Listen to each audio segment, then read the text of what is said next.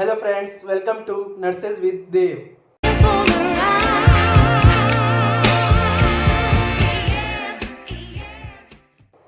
पिछले क्लास में हमने डिस्कस करा था फीमेल रिप्रोडक्टिव सिस्टम के बारे में। ठीक है, फीमेल रिप्रोडक्टिव सिस्टम का हमने डेफिनेशन देखा था। उसका जो पार्ट्स है देखा था कि फीमेल रिप्रोडक्टिव सिस्टम में 3 पार्ट्स होते हैं, internal, external and accessory. Okay, ये सब 3 पार्ट्स बताया गया था पिछले क्लास में। अब उसमें ही हम लोग उसको कंटिन्यू किए थे। इंटरनल जेनिटल ऑर्गन्स का पहला ऑर्गन वेजाइना के बारे में। ओके, तो वेजाइना के बारे में हम लोग पिछला क्लास में देखे थे। अब हम लोग नेक्स्ट क्लास में देखेंगे इंटरनल ऑर्गन्स का और नेक्स्ट कौन कौन सा ऑर्गन्स है उसके बारे में। तो सेकंड ऑर्गन हम लोग पढ़ेंगे यूट्रस के बारे में। ओके, अब यूट्रस के बारे में पढ़ने से पहले कुछ हम लोग मेडिकल टर्म्स पढ़ लेते हैं। ओके, जैसे कि अगर कोई भी वर्ड के आगे आईटिस लगा हुआ होगा, ITIS, तो वो मैक्सिमम केसेस में डिनोट करता है क्या? इन्फ्लामेशन। ओके, तो जैसे कि यूट्रस है तो यूट्रस का और 2-3 नाम होता है। ठीक है, जैसे कि पहला नाम क्या हो गया? मेट्रा। ओके, यूट्रस को हम लोग मेट्रा भी बोलते हैं। सेकंड हिस्ट्रा, ओके, उसको हिस्ट्रा भी बोलते हैं। और थर्ड वूम्ब। ओके, जैसे कि हम लोग को बताया जाता है कि बेबी जो है वो वूम्ब में जाकर इम्प्लांट होता है। ओके, तो जैसे कि मान लीजिए अगर डिसऑर्डर देखा जाए यूट्रस का, कि अगर यूट्रस में इन्फ्लामेशन हो गया है तो हम लोग उसको क्या बोलेंगे? मेट्राइटिस। ओके, अगर हम क्या बताएं, अगर इन्फ्लामेशन होगा तो लास्ट में जो वर्ड है वो ऐड होगा आइटिस। ओके, जहां आइटिस ऐड है मतलब कि इन्फ्लामेशन। अब नेक्स्ट, अगर हम लोग कहीं स्कोपी लिखा हुआ दिखा या कोई ऑर्गन्स के सामने स्कोपी लिखा हुआ दिखा, मतलब उसका मतलब क्या है? विजुअलाइजेशन, मतलब देखना। तो अगर हम लोग मान लीजिए यूट्रस में अगर स्कोपी, यूट्रस को अगर हम लोग को विजुअलाइज करना है तो कौन सा टर्म हो जाएगा? हिस्ट्रोस्कोपी। ओके, इन्फ्लामेशन में क्या बताए थे? मेट्राइटिस। और विजुअलाइजेशन में क्या बताए? हिस्ट्रोस्कोपी। ओके, अब नेक्स्ट थर्ड, अगर जब भी हम लोग कट एंड रिमूव करते हैं, कोई भी ऑर्गन का कट एंड रिमूवल होता है तो उस वर्ड को डिनोट होता है एक्टोमी। क्या? Ectomy, ECTOMY, ectomy. तो उसका मतलब क्या हो गया? हिस्टेरेक्टोमी। अगर हम लोग यूट्रस को कट एंड रिमूव करते हैं तो उसका नाम क्या लगाएगा? हिस्टेरेक्टोमी। अच्छा, यूट्रस को हम लोग कब रिमूव करेंगे? ये डिसऑर्डर्स होगा, कोई ना कोई प्रॉब्लम होगा तब हम लोग रिमूव कर सकते हैं, या फिर बहुत ज्यादा सीवियर ब्लीडिंग होता है आफ्टर डिलीवरी तब रिमूव कर सकते हैं। तो ठीक है, ये कंडीशन का नाम क्या होता है? हिस्टेरेक्टोमी। ओके, अब नेक्स्ट क्या हो गया? अगर सबसे पहला क्या बताए, अगर इन्फ्लामेशन हो तो क्या लगेगा? आइटिस। अगर विजुअलाइजेशन हो, देखना हो तो क्या लगेगा? स्कोपी। और अगर कट एंड रिमूव करना है तो क्या लगेगा? एक्टोमी। ओके, अब नेक्स्ट क्या है? अगर इंसिजन लगा है, सिर्फ कट हुआ है, रिमूव नहीं हुआ है, सिर्फ कट हुआ है, तो क्या लगेगा लास्ट में? ओटोमी, OTOMY। ठीक है, जैसे अगर यूट्रस में इंसिजन हुआ है तो हम लोग क्या बोलेंगे? हिस्ट्रोटोमी। ओके, समझ में आया? ये सब कुछ वर्ड्स है जो कि बहुत जरूरी है और आप लोग को बहुत काम देंगे आगे। ठीक है, किसी भी अगर ऑर्गन्स में अगर आइटिस लिखा हुआ दिखा, जैसे कि हेपेटाइटिस मतलब इन्फ्लामेशन ऑफ लीवर। ओके, तो अगर जहां आइटिस दिखा वहां पे इन्फ्लामेशन, एक्टोमी दिखा वहां पे रिमूवल, ठीक है, ओटोमी दिखा वहां इंसिजन, स्कोपी दिखा वहां विजुअलाइजेशन। और लास्ट, अगर स्टोमा दिखा, स्टोमा मतलब ओपनिंग, उस जगह का ओपनिंग को हम लोग क्या बोलेंगे? स्टोमा। ठीक है, 5 वर्ड्स आप लोगों को बता दिए, इसको आप लोग नोट डाउन कर लीजिएगा, की पॉइंट्स लिख लीजिएगा। ये आप लोग को बहुत ज्यादा बेनिफिशियल होने वाले हैं, बहुत ज्यादा यूजफुल आने वाला टाइम पे। बहुत सारा आप लोग जहां पे भी अगर डिजीज कंडीशन दिखेगा वहां पे आइटिस दिखेगा, जहां पे सर्जिकल कंडीशन दिखा वहां पे मैक्सिमम जगह एक्टोमी दिखता है, ओटोमी दिखता है, स्कोपी दिखता है। ये था यूट्रस के बारे में थोड़ा सा एक छोटा सा झलक। ठीक है, अब यूट्रस के बारे में हम लोग देखेंगे कि उसके आगे उसमें क्या क्या पार्ट्स होता है, यूट्रस का पार्ट्स के बारे में पढ़ेंगे। उसके बाद फिर यूट्रस का लेंथ, यूट्रस का विड्थ, क्या क्या उसका लेंथ विड्थ है, उसका क्या साइज रहता है यूट्रस का। ओके, यूट्रस किस में आता है? फीमेल रिप्रोडक्टिव सिस्टम में। और फीमेल रिप्रोडक्टिव सिस्टम में किस ऑर्गन में आता है? इंटरनल जेनिटल ऑर्गन में। ओके, अब हम लोग यूट्रस को पार्ट बाय पार्ट पढ़ेंगे। फर्स्ट ऑफ ऑल, यूट्रस का साइज कितना होता है? यूट्रस का जो साइज है वो 7.5 से लेकर 8 सेंटीमीटर तक होता है, लेकिन मैक्सिमम जगह 7.5 सेंटीमीटर ही आप लोग को दिखेगा।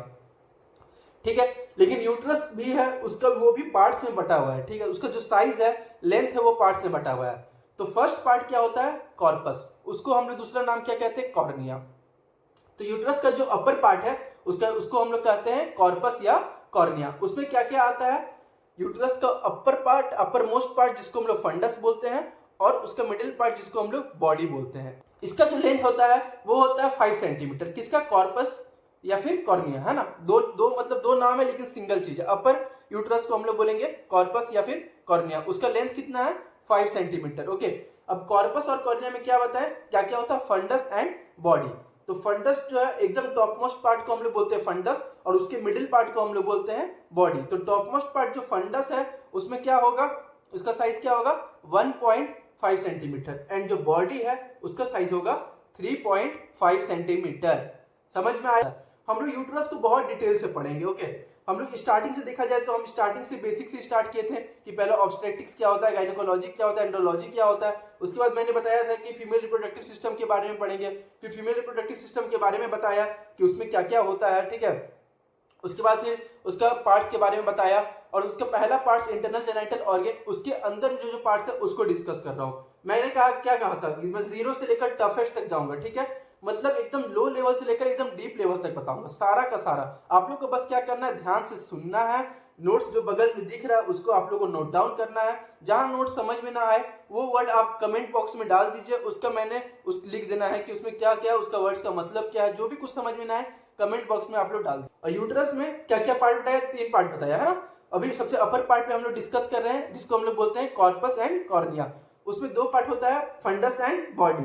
फंडस का साइज क्या है 1.5 सेंटीमीटर, और बॉडी का साइज क्या है 3.5 सेंटीमीटर। ओके, तो कॉर्पस का टोटल साइज हो गया 5 सेंटीमीटर। उसके बाद स्थमस, ठीक है, बॉडी फंडस बॉडी, उसके बाद क्या आएगा स्थमस। ओके, तो स्थमस का जो साइज होता है वो होता है 0.5 सेंटीमीटर। उसके बाद क्या आएगा स्थमस के बाद सर्विक्स।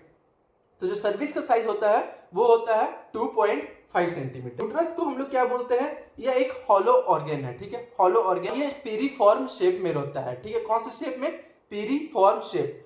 हमेशा एग्जाम में आया हुआ है, नॉर्सेट या किसी भी एग्जाम में, कॉम्पिटिटिव एग्जाम में हमेशा आता है शेप के बारे में। तो यूट्रस का अगर शेप पूछा जाए तो क्या शेप होता है, पीरीफॉर्म शेप।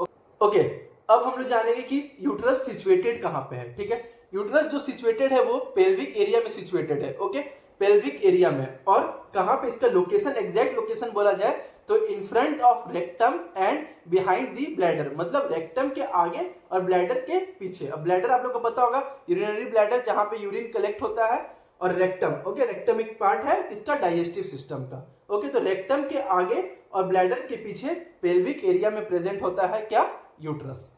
अब हम लोग नेक्स्ट देखेंगे कि इसका लेंथ क्या होता है और विड्थ क्या होता है। विड्थ पता है, लेंथ मतलब लंबाई, विड्थ मतलब चौड़ाई, ठीक है। तो लेंथ हम लोग पहले बताए थे क्या, 7.5 से लेकर 8 सेंटीमीटर तक। इसका विड्थ जो होता है वो अप्रॉक्स 5 सेंटीमीटर होता है। और इसका जो थिकनेस है, थिकनेस मतलब आप लोगों को पता होगा मोटापा है ना, उसका जो यूट्रस का थिकनेस है वो होता है 2.5 सेंटीमीटर। ये हम लोग नॉर्मल स्टेट में, जब लेडी प्रेग्नेंट नहीं है, लेकिन जब लेडी प्रेग्नेंट होती है तो इसका लेंथ और विड्थ बढ़ के 35 से और 40 सेंटीमीटर हो जाता है। लेंथ मतलब 35 और विड्थ 40 सेंटीमीटर। ओके, इसके अराउंड हो जाता है कब, जब लेडी प्रेग्नेंट स्टेट में होती है तब, ठीक है। अभी तक क्लियर होगा आपको। अब हम लोग आते हैं वेट पे। ओके, तो वेट जो होता है यूट्रस का वो नॉर्मल नॉन प्रेग्नेंट स्टेट में 60 ग्राम होता है, और प्रेग्नेंट स्टेट में 900 ग्राम टू 1000 ग्राम, मतलब 1 केजी तक, 1 किलोग्राम तक वेट पहुंच जाता है।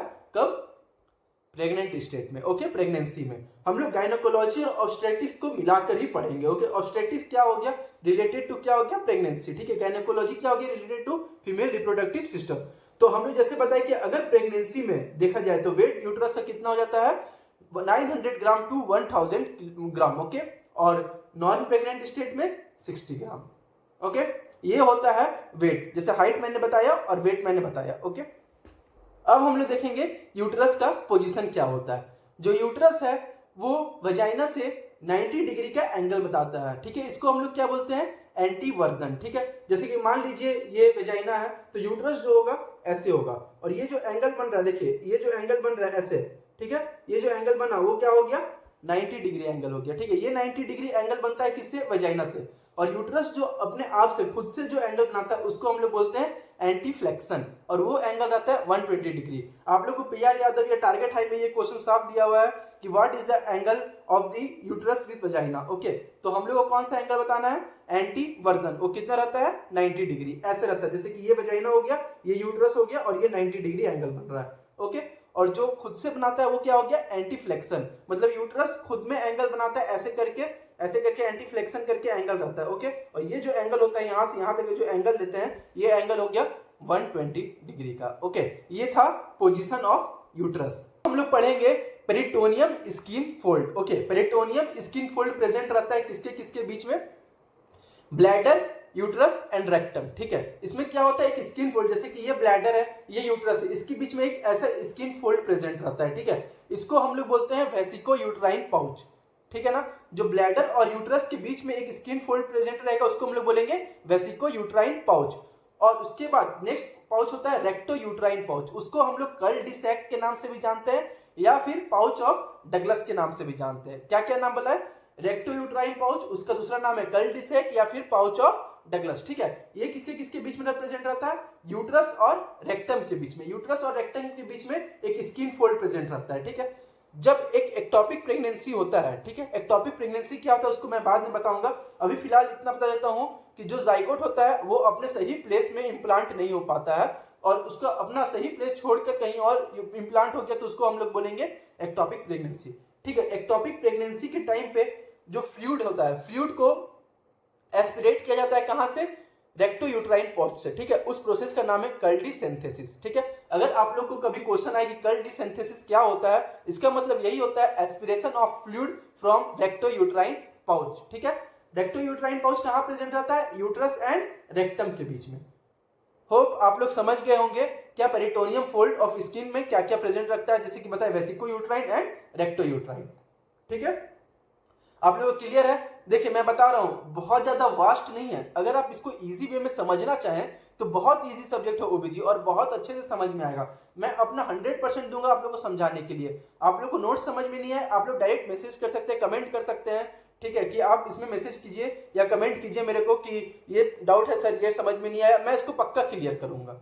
ठीक है, अब ये क्वेश्चन जो रेक्टो यूट्राइन पाउच और वेसिको यूट्राइन पाउच है, ये कंपटीशन के वे में बहुत ही महत्वपूर्ण क्वेश्चन है, बहुत इंपॉर्टेंट क्वेश्चन है, इसलिए मैं इसको इतने डिटेल में समझा रहा हूं। ओके, आप लोगों को कॉलेजेस में पता है मेरे को कि उतने अच्छे से नहीं बताया जा सकता है या फिर नहीं बताया जाता होगा या फिर बताया भी जाता होगा, मेरे को नहीं पता, बट फिर भी आप लोगों को खुद से मेहनत करना है, खुद से जानना है, हर एक नया चीज जानने का इच्छुक रखिए कि हमको इसके में हर चीज हो सके तो डिटेल्स में मैं जानूंगा। ठीक है, कोशिश करना है कि सब कुछ डिटेल से पढ़े। ठीक है, डिटेल से पढ़ने का मजा ही अलग है, कॉन्फिडेंस जो है ना बहुत अंदर से ही आता है कॉन्फिडेंस। अगर आप सारे क्वेश्चंस के आंसर्स जानते हो ना तो एग्जाम में लिखने का जो हाथ चलता है ना, आय हाय क्या बताए, बहुत अच्छा हाथ चलता है अगर आपको सारा आंसर आता है तो। और अगर नहीं आता है तो आय हाय की जगह हे प्रभु जल्दी एग्जाम खत्म हो जाए, बस यही होता है। ठीक है, अब चलिए आते हैं हम लोग फीमेल रिप्रोडक्टिव सिस्टम में। मैंने क्या बताया था अभी? यूट्रस के बारे में। ओके, अब हम लोग नेक्स्ट पढ़ेंगे लेयर्स ऑफ यूट्रस। यूट्रस में कौन कौन सा लेयर प्रेजेंट रहता है? देखिए टोटल 3 लेयर्स होते हैं यूट्रस में, एंडोमेट्रियम, मायोमेट्रियम और पेरीमेट्रियम। एंडोमेट्रियम मतलब इनर मोस्ट लेयर को हम लोग क्या बोलेंगे? एंडीमेट्रियम। ठीक है, उसके बाद मिडिल लेयर को हम लोग क्या बोलेंगे? मायोमेट्रियम। और जो आउटर मोस्ट लेयर होता है उसको हम लोग बोलते हैं पेरीमेट्रियम। समझ में आया? 3 पार्ट, 3 लेयर यूट्रस का, first endometrium, myometrium and perimetrium. समझ में आ गया? अब इसके बाद हम लोग जानेंगे मायोमेट्रियम के बारे में।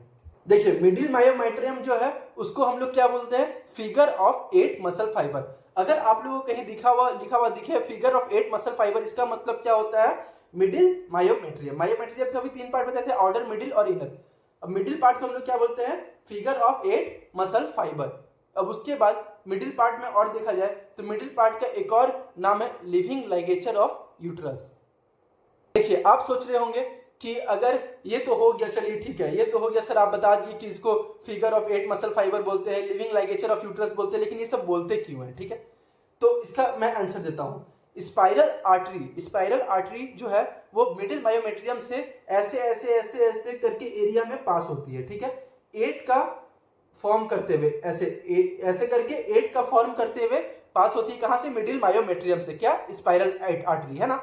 तो उसी में क्या होता है कि स्पाइरल आर्टरी में ब्लड रहता है। ठीक है, तो जब ऑक्सीटोसिन रिलीज होता है तो मायोमेट्रियम क्या होता है? वो कॉन्ट्रैक्ट होता है। मायोमेट्रियम कॉन्ट्रैक्ट होने की वजह से जो स्पाइरल आर्टरी है, स्पाइरल आर्टरी जो है वो क्या होता है? कंप्रेस हो जाता है। कंप्रेस होने के बाद वो दब जाता है, तो उस वजह से क्या होता है? वो ब्लीडिंग स्टॉप हो जाता है। अगर यूट्रस से किसी वजह से ब्लीडिंग हो रहा है तो वो ब्लीडिंग स्टॉप हो जाता है, और वो ब्लीडिंग स्टॉप होने के कारण ही उसका नाम रखाया है लिविंग लाइगेचर ऑफ यूट्रस। समझ में आया? मैं फिर से एक बार बताता हूँ, ध्यान से सुनिएगा। क्या हुआ इसमें, जो मिडिल मायोमेट्रियम, पहले बताइए यूट्रस का 3 लेयर होता है, एंडोमेट्रियम, मायोमेट्रियम और perimetrium.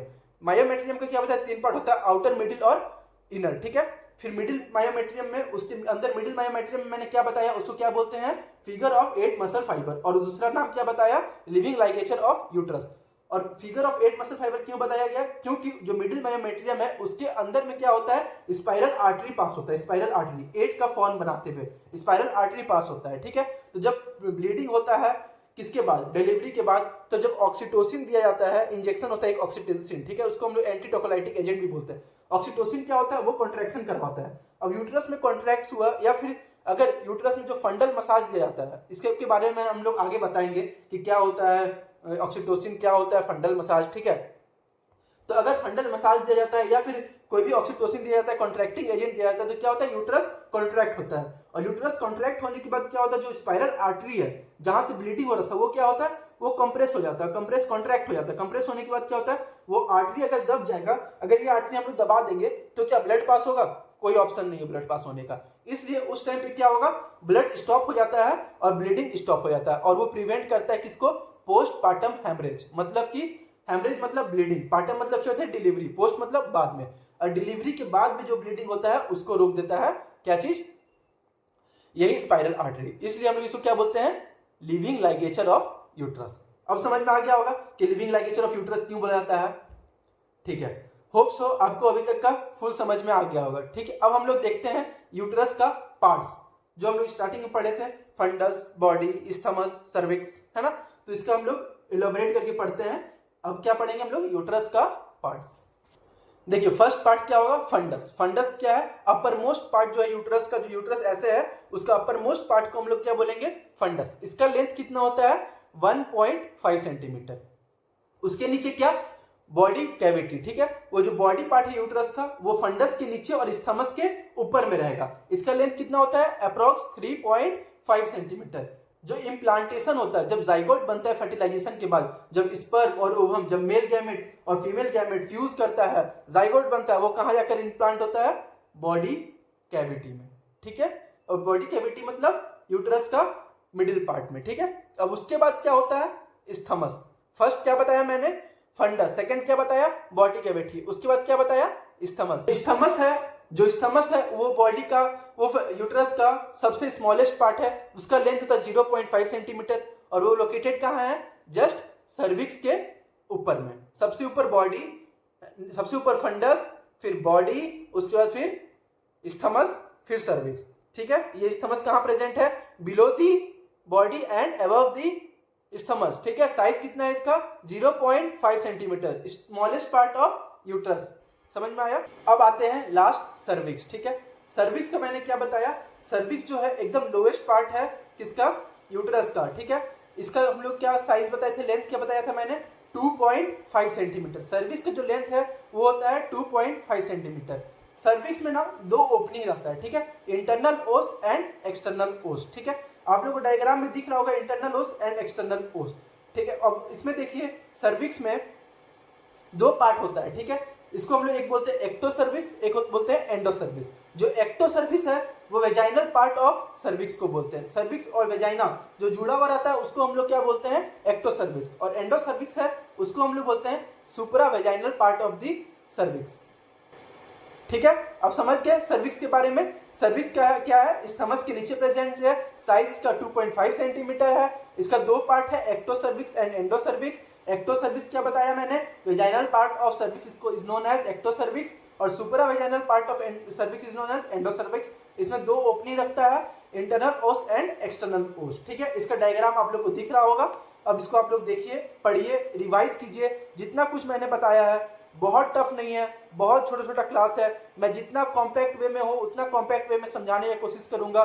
Line to line, point to point पढ़ना है आप लोग को बस। उसके बाद अगर आप लोग के पास टाइम निकले तो आप लोग क्वेश्चन सॉल्व कर लीजिए, ठीक है, PYQ सॉल्व कर लीजिए। उसके बाद और आप लोग को कुछ नहीं करना है, रिवाइज करना है, की पॉइंट्स बनाना है। और अगला क्लास से पहले, अगला वीडियो मेरा देखने से पहले पिछला वीडियोस को एक बार रिकॉल करना है। जो आपने नोट्स बनाया उसको आप लोग को देख लेना है, आप लोग रिलेट कर पाएंगे। आप लोग को मैं प्रॉमिस कर रहा हूँ आप लोग को बहुत अच्छे से समझ में आने वाला है। पूरा OBG में इतना ही फंटास्टिक तरीका से समझाऊंगा। सारा डिजीज कंडीशन इसके आगे प्लेसेंटा आएगा, मेंस्ट्रुअल साइकिल आएगा, रिप्रोडक्टिव सिस्टम आएगा, डिसऑर्डर्स आएगा, प्रेगनेंसी आएगा, प्रेगनेंसी का डिसऑर्डर्स आएगा, ठीक है, बड़ी बड़ी वर्ड इक्लाम्सिया, प्रीक्लाम्सिया, मैं सब कुछ बहुत इजी वे में समझाने वाला हूँ। बहुत ही इंटरेस्टिंग रहने वाला है, बस बने रहिए नर्सेज विद देव के साथ।